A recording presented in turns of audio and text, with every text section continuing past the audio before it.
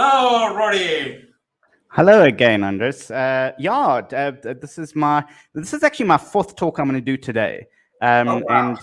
I'm very excited. It's actually a public holiday in South Africa, but the rest of the world is going mad because it's winter and it's my summer, and everyone is like going, okay, cool, it's conference time. So I'm having a great opportunity to speak to you about a subject that is very dear to me. And you can see I put on the subtitles at the bottom, because StreamYard, there's no way that StreamYard has subtitles, and I don't know what you're taking from StreamYard to this. I thought, let me just switch on the subtitles there, and let's see.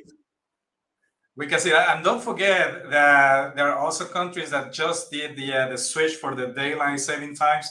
So everybody's going crazy this day. I am so confused right now. I don't know, because we only have one time zone in South Africa, so I don't know. I have to go forward to some time zones, back in some time zones. But a universal topic is that we're going to discuss today is programming for accessibility. So I'm really excited for this topic. Well, please take it away, Rory. The floor is yours. Thank you so much. So today we're going to discuss programming for accessibility. You can follow me at Rory Preddy on Twitter, and I'm a senior Microsoft advocate. And one of the things that I do is advocate for accessibility. So I speak to the product teams and the people who create accessible products. You can see there the subtitles, which can actually do 100 different languages. It's one of the things that I engage with those product teams to make sure that we are accessible. So a little bit about me. I'm 4'1". I'm wearing glasses. I've got brown hair. I'm speaking to you in my office in Johannesburg. I'm sitting down in a chair. And that's a video description, and that's something that we are encouraging in Microsoft to do, so people who are visually impaired or who need assistance can actually understand what I look like. As a 4'1" person with achondroplasia with dwarfism, I make things around my world accessible. And you can see this is my car, my little midlife crisis, my BMW 335i, and I've bolted on the pedals to my car. And similarly, I've bolted on and made things accessible for me. Here's me lecturing at a university, and here's me trying to get coffee. Don't worry, I'm not actually drinking decaf. I do drink the good stuff. But every time I do bolt on something, sometimes it fails. Sometimes it works. Sometimes, these subtitles at the bottom there, they don't really speak my Afrikaans accent. So if I say braai or let's go get some boikikos, it won't understand. Let's see, boikikos. No, see, it doesn't understand. And the problem when you bolt on things is that you give birth to something called the Hydra. So the Hydra is a mythical creature that if you cut off one head of the creature, then another one immediately rises up. You actually have to kill the body of the Hydra. And we know this very similarly to bugs and software development. And if you want to know a developer who fixes a bug in production, another one will actually be created and rock up, and the Hydra will never die. And the reason for that is that we all live in a empathy bubble. You've never lived as me, as 4'1", and been able to work on a Macintosh computer with all of these nice little mouse and keyboards here. And I battled to actually be able to reach my mouse and keyboard.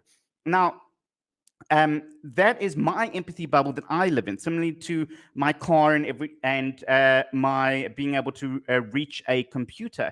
Now, if you have the empathy bubble and you pop it, then what happens is that you can create that feeling of accessibility for your clients and customers, and you can program for them, and then you can kill the Hydra before it is born. Because else, if what you do when you create accessible solutions, if not, you can see here, they were creating a ramp for a wheelchair, and then right at the end, they gave birth to the Hydra. They might have run out of concrete or just not being able to do it, and that's not accessible at all. So we have a plan today, and I say we because I really want to bring you on this journey, and I want you to commit to the hope and the understanding that accessibility is not difficult. Not only is it not difficult, but it makes revenue. So my plan to show you how to increase your revenue with accessibility is I'm going to define accessibility, what it is and what it isn't. We're also going to define disability. Then I'm going to understand your unique organization's motivators. We're going to look at stick and carrot. So compliance and also altruism, and being able to look at how to create compassion. Then we're going to set achievable milestones. We're going to look at how Agile will allow you to include accessibility into your project lifecycle. Then we're going to implement tools. So I'm going to show you the tools that I use every day. You probably use them without even knowing that Microsoft open sources, and you're going to use tools. And then we're going to look at measure, improve, and automate using AI and also DevOps processes. So let's first start. And I said to you that we've got proof that accessibility actually creates revenue. It creates increased revenue, because when you code for accessibility, or you design your systems for accessibility, you design it for products and services and environments so that everyone, including people with disabilities, can fully experiencing them. Now, that isn't coding for disabilities or accessibility, it's coding for everyone. Now, once you do that, you have inclusive product and service design. You naturally start to comply with accessibility compliance by doing that. You increase your productivity, and then you create innovation. Now, these subtitles that you have here, they might also be for hearing impaired people, but they might also be for people who are battle to be able to see my screen. So as a result, for me coding for accessibility and adding an accessible feature onto my subtitles, I'm also possibly being able to cater for the silver generation, the $1 trillion generation that has the biggest earning potential out of all of the age groups that really wants and can use your products. And that's what we believe at Microsoft. We also believe that disability doesn't exist, because when people define disability, they define it as a personal health condition. Now, when you go to a doctor and you say, "Oh, I'm feeling terrible," he's not gonna say to you, "Oh, I think you have the disability." The only time that you're going to feel disabled is when you have a mismatched human interaction. Now, as part of my midlife crisis, I bought one of those BMI scales. Now, at the time, I weighed 65 kilos. Now I weigh 50 kilos. I put in my height, 4'1" or 120 centimeters, and my weight, 65 kilos. And then the BMI scale, you have to put your feet on it, and then it measures your, I don't know, your body consistency. And then it does a little calculation. So it had a crawling baby, a picture of a crawling baby, and it had a very tall adult. And I thought, I'm not that tall adult. I'm closer to a baby than I am a tall adult. So I put the baby there, and I jumped on, because it didn't give me any other option other than the baby and the tall adult. I jumped onto it, and it did its little calculation, and it came back with like, "Oh no, you should be dead." And it called me names, like literally names. Who designs a system that actually calls me names? And I thought to myself, that's making me feel disabled. Because the people who designed the systems that ran that AI for that BMI scale hadn't actually worked out that there's something between a baby and a tall person, my accessible needs. It's one of the reasons why I realized that if I don't start speaking on accessibility, then I'm going to be left behind. But I felt disabled. So accessibility is designing for everyone and increasing your revenue flow.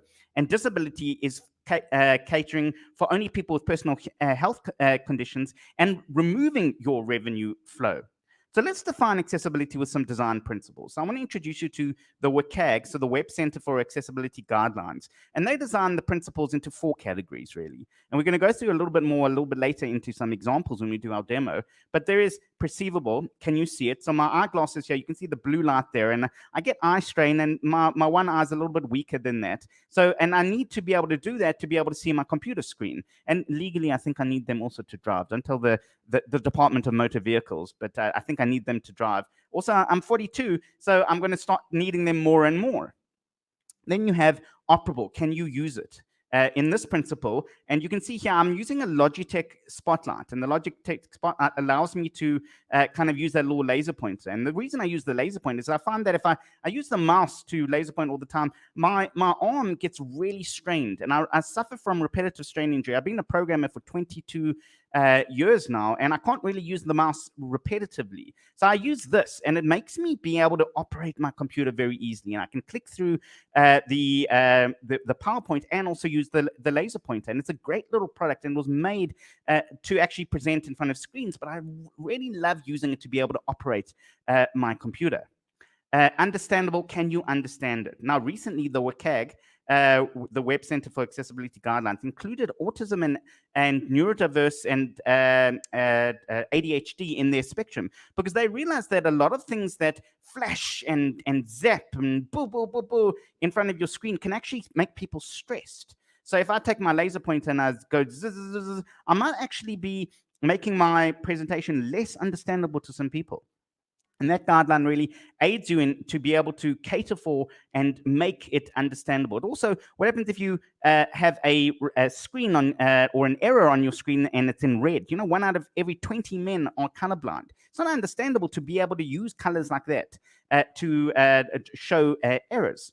And finally, robust. It won't break future technologies. This is actually one of the oldest mechanisms. And basically, it says that if you're going to change anything to make it accessible, don't break things that you previously did. So, for example, your phone, you might have it on landscape, and you might go to portrait and vice versa. Now, that's responsive design. And that won't necessarily break your page, your web page, if you go from either portrait to landscape.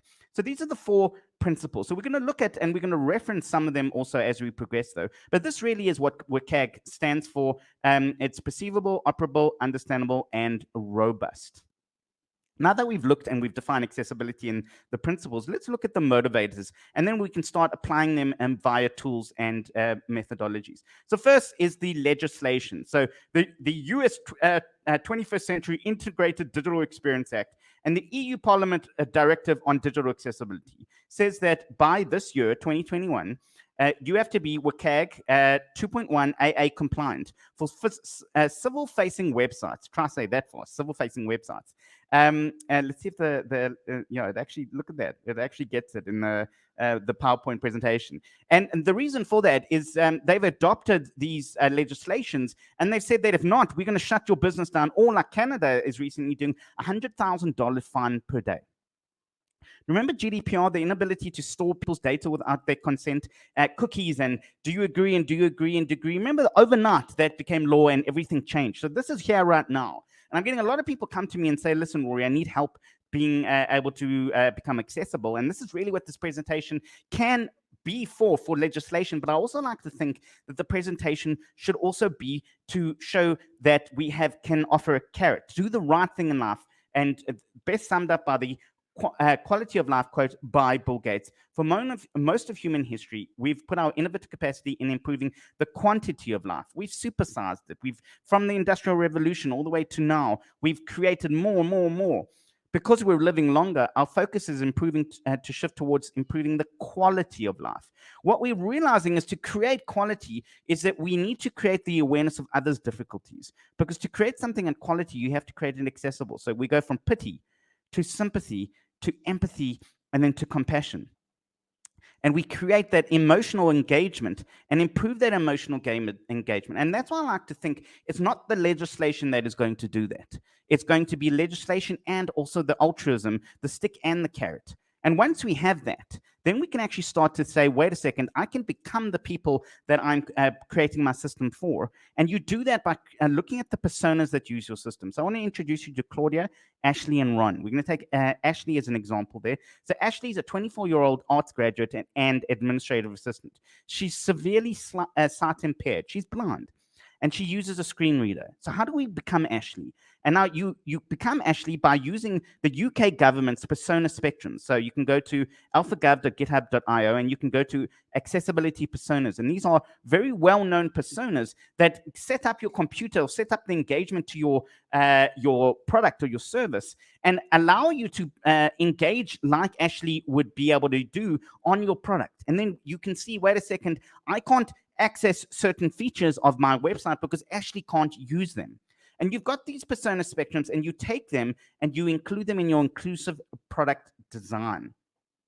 You recognize your exclusion. So maybe you realize that you don't cater for Ashley, but Ashley is also in the same persona spectrum as the silver generation, the generation over 70 who might have failing eyesight. So you, by solving for one, by solving for Ashley, you extend it to many, and then you can increase your product suitability for other people and then revenue because you're catering for more people. And finally, you learn from diversity. By not catering for Ashley, you say, who else am I not catering for? Maybe I need to also cater for people, non-English speakers. And we're going to see an example a little bit later by catering for people who have visual impairments and increasing it with the site with Immersive Reader. I can also cater for people with language difficulties and also translate my services. So another example, and then we're going to superimpose this on a journey model here. So here is someone who is an amputee, doesn't have usage of their one arm, and they're in the same persona spectrum as a arm injury or also a new parent. So the arm injury might be a motorcycle accident, and the new parent, well, I know what you're thinking. The new parent can't possibly be, and have accessibility. But I've got 2 kids, and I can tell you, on a good day, even if I wasn't cradling my my newborn, I am mentally sleep deprived, financially, spiritually. I have accessibility needs. But if you go to your stakeholders and you say, I want to cater for the amputee, they're going to say, no, the US Center for Statistics says there's only 26,000 people that are in that category. But you can say to them, wait, but the temporary accessible requirements is 13 million and the situational 8 million. That means that there's 21 million in that entire spectrum. That makes financial sense to cater for that. Now, if you take friends and families and who have vested interest in the 1 billion people who have accessibility needs, that's nearly 3 to 4 billion people. That means that accessibility affects half the world. That's half the world's revenue that you're not catering for, that you're not designing for, by not looking at these persona spectrums.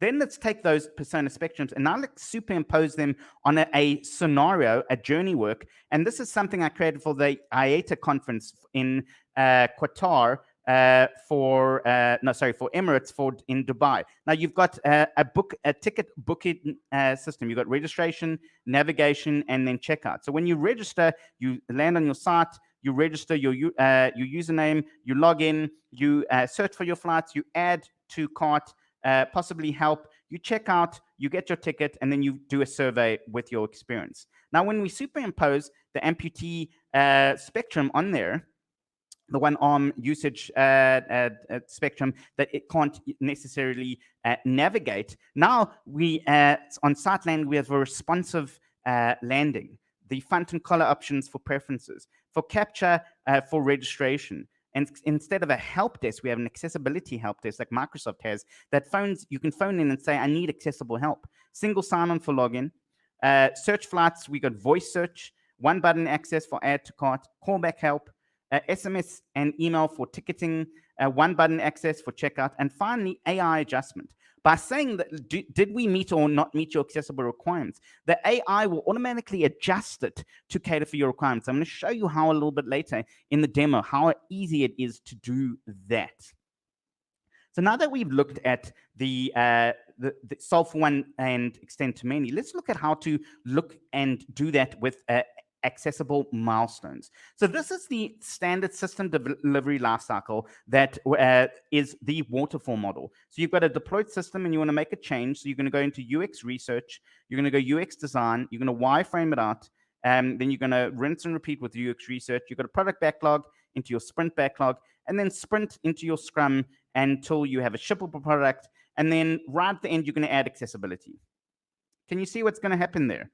You're going to give birth to the Hydra right there because those bugs are never going to be fixed as you progress through that life cycle. But we've seen a huge movement now to shift left. So shift left is instead of a large traditional investment right at the end on release for quality and accessibility, there's small investments with accessibility in testing, coding, design, and backlog. So as a result, testing becomes, accessibility becomes more of a feature than it does actually a bolt-on. Remember that bolt-on that I said to you that typically that I did for many, many years? Accessibility is now built into the UX research, into the UX design, into the wireframe, into the product backlog, into the sprint backlog. And then those sprints scrum manages to actually kill the Hydra because it no longer exists when you take it out there. Because accessibility now is a feature set rather than a bug that is to be squashed right at the end and give birth to the Hydra. And now all of this is available via toolsets. There's such an incredible ecosystem out there with tools. And Microsoft makes these tools freely available. And I use these tools every day. So in my day job, I'm a content writer for Microsoft. And I create Microsoft Docs and Learns for Java and Azure related material. So when I publish my material, I do it in Markdown and I send it through into the GitHub Actions. And the GitHub Action will go in and say whether you're accessible or not.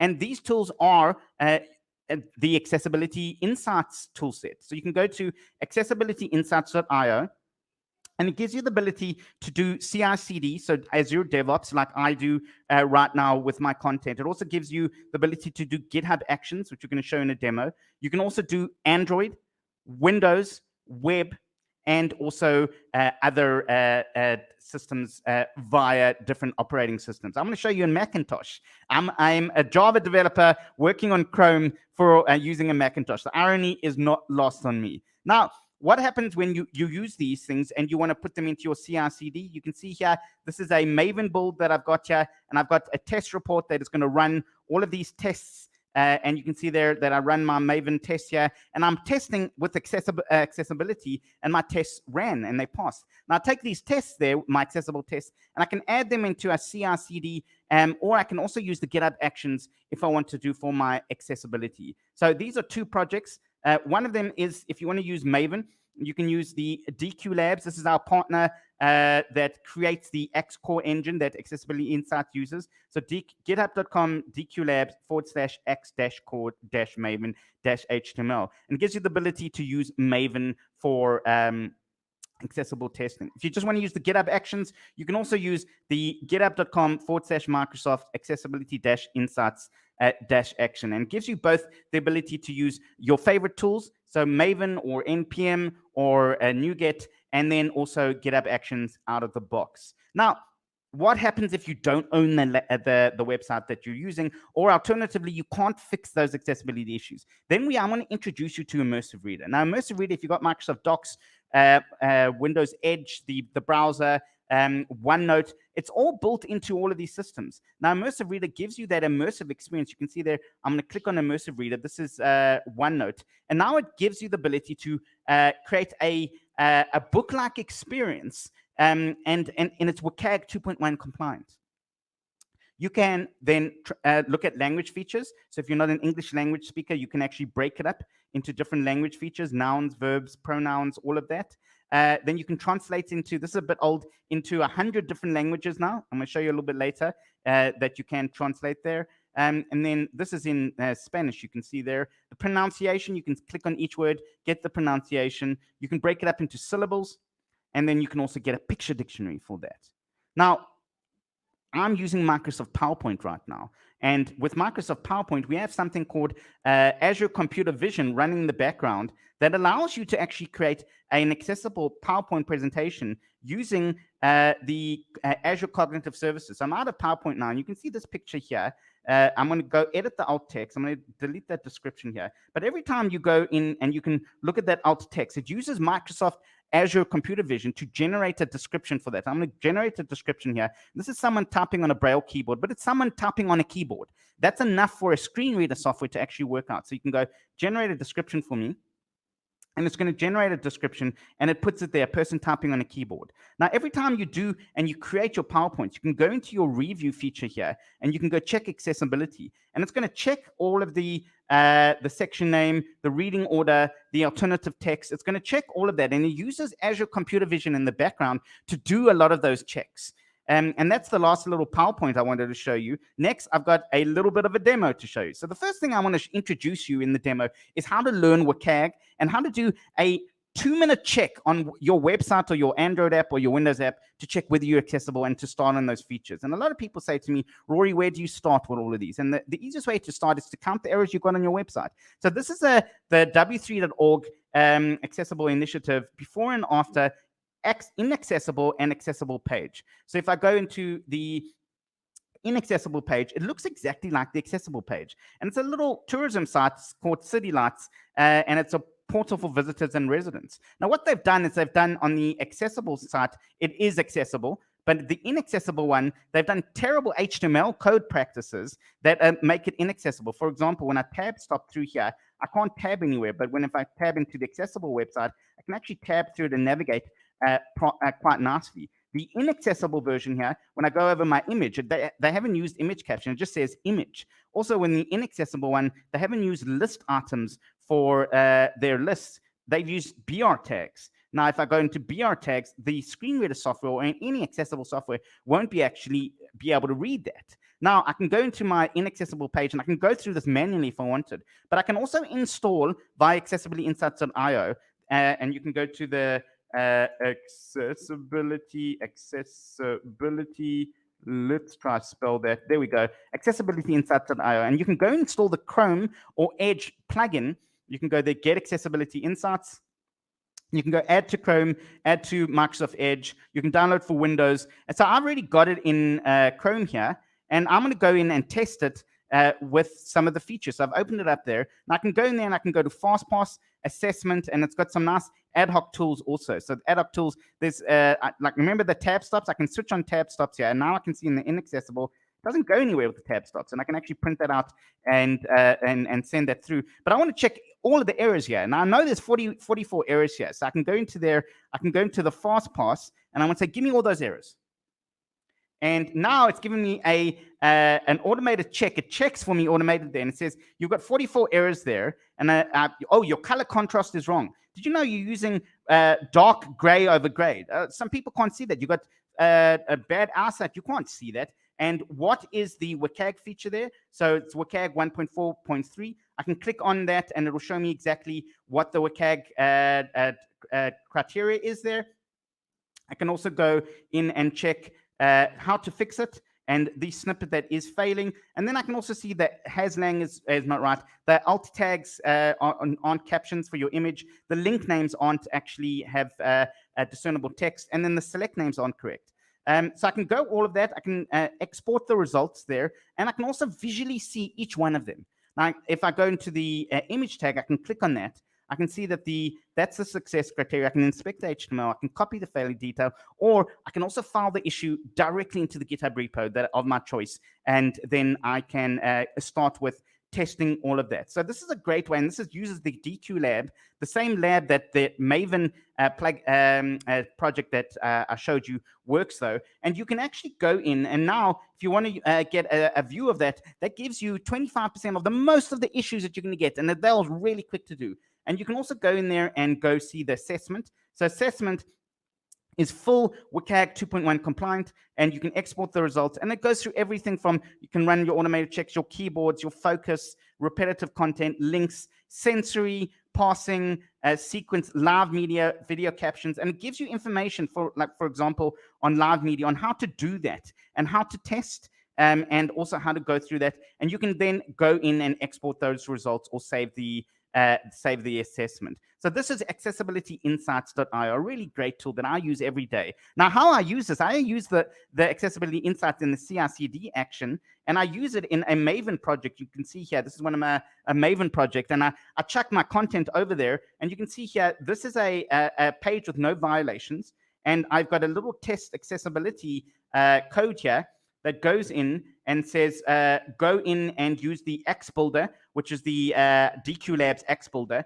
analyze using the Chrome driver. So it's actually going to bring up a Chrome window and test it, and then see if there's any violations. So there's no violation into that page there. I can just run it there, and it's going to go in and start up Chromium, and then say whether there are any violations or not. There you go, and you can see there onto let's go into the test results here, output, and I want to go, let's go right at the bottom there, and I want to go visual tool. I can't find the window there, so I can't find the window, and it is going to, and you can see that it has passed though, but you run all of this, and This is the Xmaven project, but you can run this for NPM. I've done this talk at a Ruby conference for .NET, and you can take all of this now and you can chuck it into a GitHub action. So if I go into my GitHub portal here, so if I've got github.com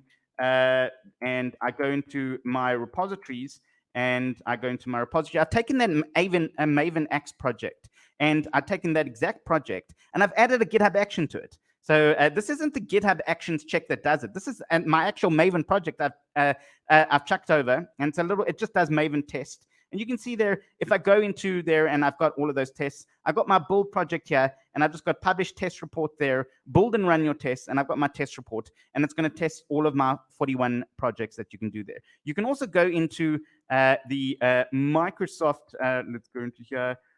My Microsoft. Yeah, typing and talking at the same time is pretty difficult. Microsoft, and we want to go accessibility X there. We want to go. I can't remember where it is. Let me go back to my PowerPoint presentation very quickly here, and I want to show you the GitHub actions. There we go, and there we go.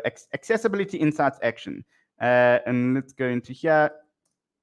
So this, you don't need Maven, you don't need anything. This actually runs, if I show you the fork that I have here. So I forked it over to my repo. This runs the DQ Lab engine there, and it would just run against your build. And you don't even need to have all of those test cases. It's just going to validate there, and it's going to run through. And you can see there, 1 URL failed, 3 URL passes, and they were scanned, and the label pass that has no lang image alt text. And this is great. So it means you don't even have to have a project. You just have a static HTML, and it'll run for you and allow you to do that. And this is the Microsoft.com accessibility-insights-action that you can download and start using on your GitHub Actions right now. And finally, I've taken a project here.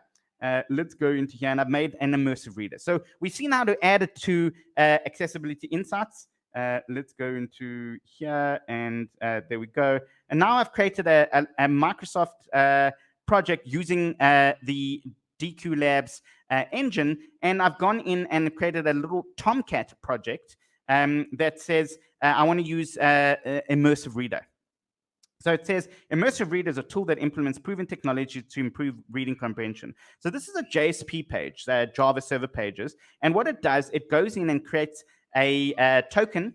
The token goes in and gets a login, and then it goes in and creates a button for my non-accessible web page. This page isn't accessible, and it's going to go in and create an accessible version of it with an immersive reader, and I'm going to be able to create the little button on the top right-hand side of my project, and I'm going to click on that button, and it's going to pop up and say, now you can create a WCAG 2.1 compliant immersive reader experience without being without having the worry of Boltons. So I've got this running here, and I've deployed it. Let's go into my Azure portal. Now I've costed this. Now I'm running this on $2 a month at Azure App Service. I could do the free tier, but I want it always on because I do a lot of these demos. I want it always on. So I've costed it on the lowest tier for my Azure App Service. I'm hosting that Tomcat service there. So you can see Tomcat RPZA for Rory, Preddy, South Africa. And I've got on my, let's go scale up here. I want to show you how cheap this is. I've got the tier here. You can also run the free tier, but I want a little bit more performant than the free tier. I've got the B1 tier, and that's burst tier. And that's going to be a couple of dollars a month. And what the burst tier does is when I need to use it, it's going to burst out and it's going to use more CPU when I need it. Kind of like pay as you go. It saves it in and then it bursts it out. $5 a month. And then I've got an immersive reader object that cost me 2 cents for the 2 years that I've used it. And I've gone and created my immersive reader object here. And the immersive reader basically is a cognitive service, and it gives you the key that my Tomcat service is going to use. So I've got my Tomcat service here with my key and endpoints here, and I take that key and go in it, and then go in and create a little bit of JavaScript that for the library for the immersive reader object, and then I can create my Tomcat service. So here's my little Tomcat service. I've got it hosted here. And you can see there, it says Immersive Reader is a tool that implements proven technologies to improve reading comprehension. That's great, but is this accessible? And I can test that with my accessibility insights. I can go, Fastpass, tell me, is it accessible? Oh, it's not. the lang, it doesn't have a lang there. So how do I fix this? So one is I can go in and fix it. Or two is I can go click on the little button that I created, a WCAG 2.1 compliant experience. So you can see the button there. Now I'm going to click on that, and watch what it's going to do. It's going to create an entire immersive experience for me. And now I've got my WCAG 2.1 compliance. Now I'm going to play this, and now it's going to read to me exactly what I wrote there on the page.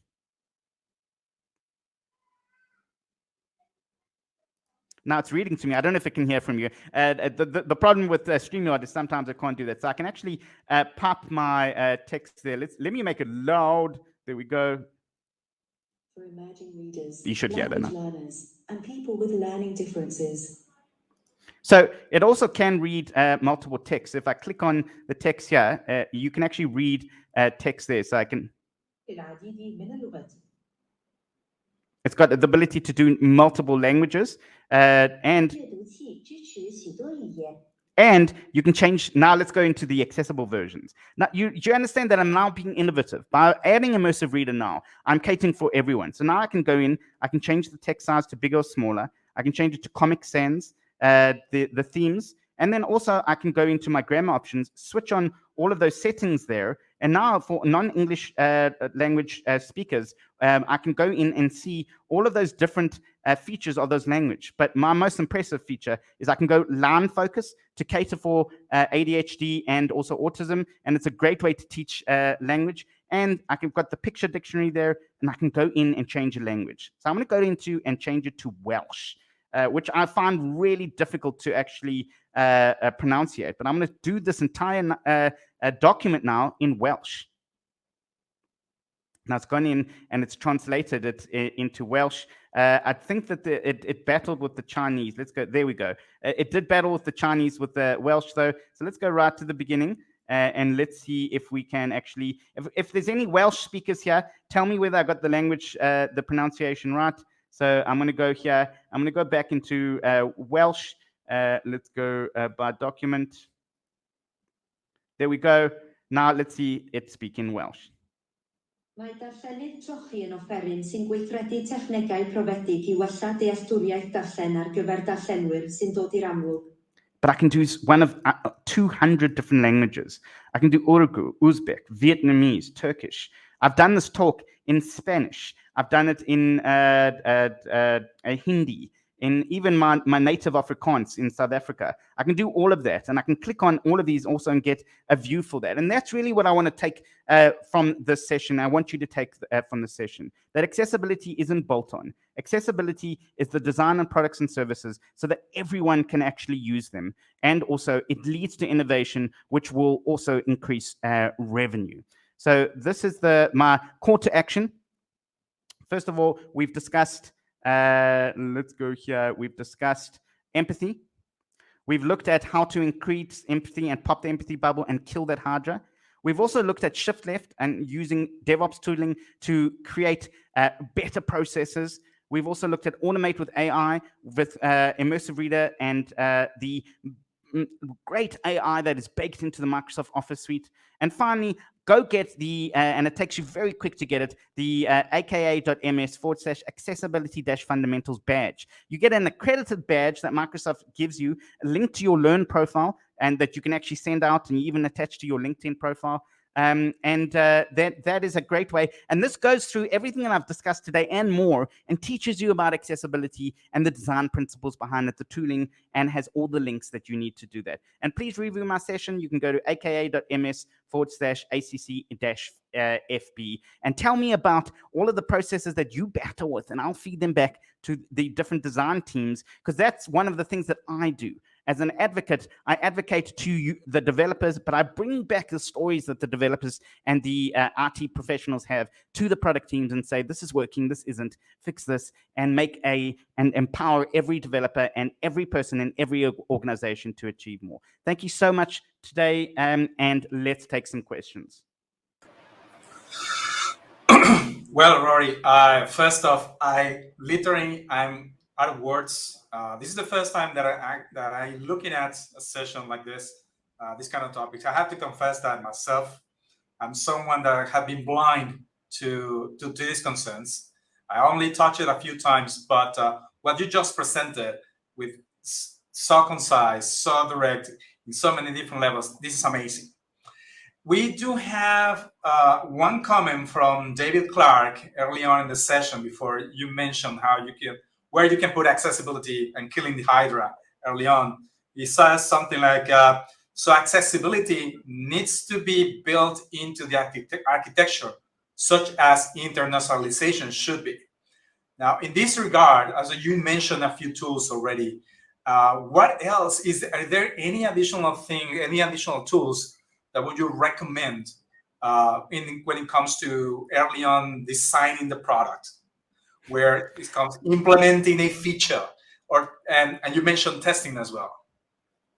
Well, I was going to actually say, one of my day jobs, if you see my screen here, is I actually promote let's go here, file, open recent. I help the design teams design for unit testing in Visual Studio. So, if you go into the testing feature for these unit tests here, you have to have good testing methodologies to be able to create your unit tests, use your test-driven development, and then code towards it. Now you can see here they don't care about the violations in this code here. They're not actually coding for the violations. They're just taking a normal page. So that normal page looks like this. This is a normal page, and they're chucking it into your unit test. And they're doing good test-driven methodologies, and then they're going no violations found, or if there are any violations. So you have to pair this with good testing methodology, test-driven development. And then if you see the shift-left movement, and the shift-left movement is also not only on accessibility, but we've seen it with testing. We've also seen it with everything like NPM modules of your JavaScript. Being able to actually go in and updating your modules to the latest and greatest, and going yarn update, and then testing against that, running continuous builds there, and that's all of the kind of quality that you add. And accessibility is part of that quality journey. It adds quality to your product and says, yes, the testing is done, accessibility is done, proceed to the next step. So it's all a part of that, and giving the quality on assurance that you're coding for everyone. 100% of your customers are covered by your actions. Yeah, exactly. So you cover empathy. You cover the fact that you may know someone that may require these features that you probably, like myself, I don't think about them so often. I don't find myself in those scenarios, in those use cases where I would need something out of the product that is not currently giving it to me. But you also cover the other side. For this, we know in the end the companies would like to make money, and they have to make decisions. And you're making a really business clear case for why should be the reasons why you should be thinking about this. Because otherwise, well, you're certainly leaving a big part of the market out of your possibilities. So I do have another thing, is that the tools that you mentioned, they are mostly, or at least the ones that you saw, that you demonstrated, are mostly for end users, like websites. What about products where there's a little bit, well, it's a little bit weird saying B2B, but let's say APIs and microservices. At some point, there's data that is flowing to those microservices that emerges to a place where the end user will have to deal with those. So is there something additional that goes there? So definitely in that sense, you want to get the, let's go into downloads. You want to get the CI/CD running then. So you can use, not Android for web, but you can actually use, it's not here, but you can use, it's somewhere here. Let's go find it. The Accessibility Insights GitHub Actions. And this is really new. So let's go access, and I did show it early on. There we go. So the Accessibility Insights action can actually basically do anything. Now, my action that I did here, with my action, if you go into github.com here, you go into workflows here, it's actually pretty simple. It's written in Node.js, and you can see there, it sets up Node, it installs the dependencies, does code formatting, it does yarn build, it runs your tests there. So it runs your tests, and then it publishes your code, and then it does your checkout, and then scan your test sites. So this is where it actually checks your accessibility. So it builds accessibility insights and also does it. So it scans your test sites and then uploads your report artifacts. So definitely it's baked into that. So a part of your APIs, and we've got something called API Gateway that allows you to version your URLs there. You would run your test against that to check that your URLs are correct against that. But then you would actually get your content back from your API and also be able to check, for example, with APIs, you might want to increase some of the aspects, the accessibility. One of the things I really battle with APIs is waiting too long. So 100, 300, 400 milliseconds. I've got a bit of ADHD here. You could actually check it there and say, listen, it's running fast, it's running slow. Or did you know that this service here, this is not accessible? So if you have a page that actually waits too long, did you know that that's actually a violation of accessibility guidelines? Because you're going to lose the person and you're going to make them anxious. So there are multiple ways, but this is all broad kind of a part of a journey. And you need to see CI/CD and DevOps really as a partner in to be able to do that. And you can see there, it just takes a little bit of a scan. So scan with your test site there, and you've got all of those features there. Well, that's amazing. That's pretty good. So there you have it, folks. There are plenty of tools out there. There's plenty of material. There is no longer a reason not to be aware of these things early on. I really commend you, Rory, for bringing up to the surface these topics and these other concerns. We have a comment from Thomas Vitali saying, thank you very much for bringing up for this inspiring presentation. It has been very helpful for him. And are there any other closing thoughts or any closing words that you would like to say? So call to action, definitely be a partner with me. Get that fundamentals badge. Go in there. It's really not difficult, and there's some really great content there that you'll find rewarding and entertaining. So accessibility, so aka.ms/accessibility-fundamentals. And follow me on Twitter. I do memes, I do jokes, I do accessibility stuff, I do Java, I do a lot of other stuff there. So follow me on Twitter and go get that badge. Thank you so much for your day today, and have a great DevOps experience. Well, thank you again very much, Rory. And I wish you a really nice afternoon in South Africa. And for everyone else watching us, continue enjoying the content that we have for you at DevOps UK. Thanks, everyone. Thank you, Rory.